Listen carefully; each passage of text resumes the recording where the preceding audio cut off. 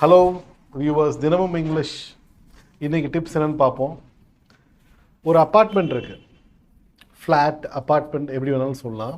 ஏன்னா இன்றைக்கி பார்த்தீங்கன்னா வேர்ட்ஸே வந்து பிரிட்டிஷ் வேர்ட்ஸ், அமெரிக்கன் வேர்ட்ஸ்னு இங்கிலீஷில் 2-3 கிளாஸிஃபிகேஷன்ஸ் இருக்குது.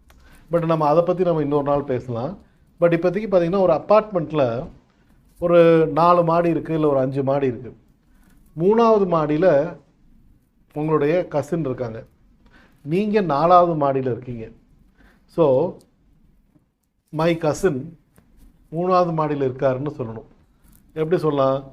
நீங்கள் எந்த மாடியில் இருக்கீங்க அப்படிங்கிறதே பிரச்சனை கிடையாது. நிறைய பேர் என்ன யோசிப்பாங்கன்னா, நம்ம மேலே இருக்கோம், அப்போ அவங்க கீழே இருக்காங்க, அதெல்லாம் யோசித்து சொல்லணுமா அப்படின்னா அதெல்லாம் கிடையாது. ஜென்ரலாக 3வது மாடியில் இருக்காங்க அப்படின்னா my cousin is on the 3rd floor. My cousin is on the 3rd floor. Their apartment is on the 3rd floor. There is an office on the 2nd floor.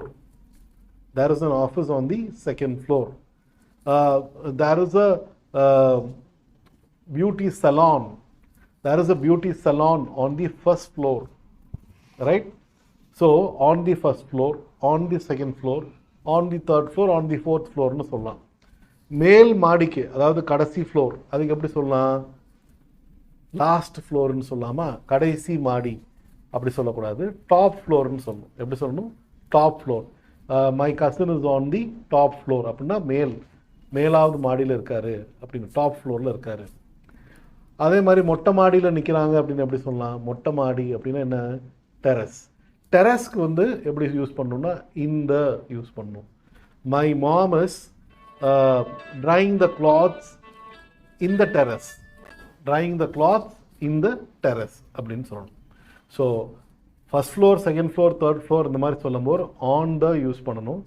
Terrace அப்படின்னு சொல்லும்போது இந்த terrace. We are playing cricket in the terrace அப்படின்னு சொல்லலாம். We are all வாட்சிங் cricket in the terrace அப்படின்னு சொல்லலாம். Okay, அதுக்கு on the terrace சொல்லக்கூடாது. ஸோ இந்த மாதிரியான விஷயங்களை ஞாபகம் வச்சுட்டு கரெக்டாக இங்கிலீஷ் பேசுங்க.